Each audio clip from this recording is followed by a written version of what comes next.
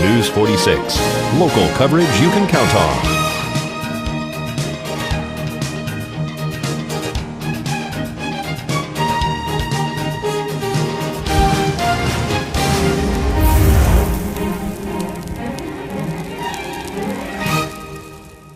At Healthcare Partners Medical Group, our mission is to provide the highest quality of healthcare to each and every patient. With 5 locations in Pahrump, we are local doctors you know and trust. We want to thank you for choosing us. Quality care starts here. The burn moratorium has been lifted, hasn't it? It has, and it's already caused a number of brush fires throughout the area.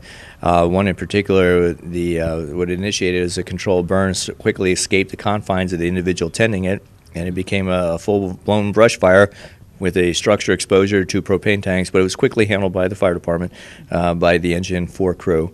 But it reminds us that even though we've lifted the burn moratorium, to be extremely careful, make sure the conditions are right, make sure we call in and keep the garden hoses available so that in the event that it starts growing, that you can quickly control it. How do people get a burn permit?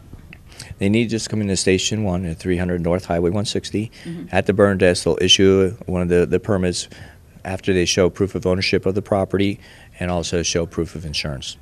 And this is required, isn't it, if you're burning? It is, and one of the other big things that we're running into as far as our investigations of controlled burns is that people are burning on the property owned by others. You cannot do that. It has to be specifically on your property for your natural waste vegetation.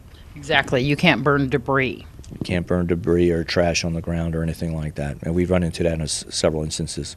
Because we do have a free dump site. Exactly, and that's probably the best bet still, is to take your material. It could be recycled through their different mechanisms and mulched and things like that. So it's still the best way to go.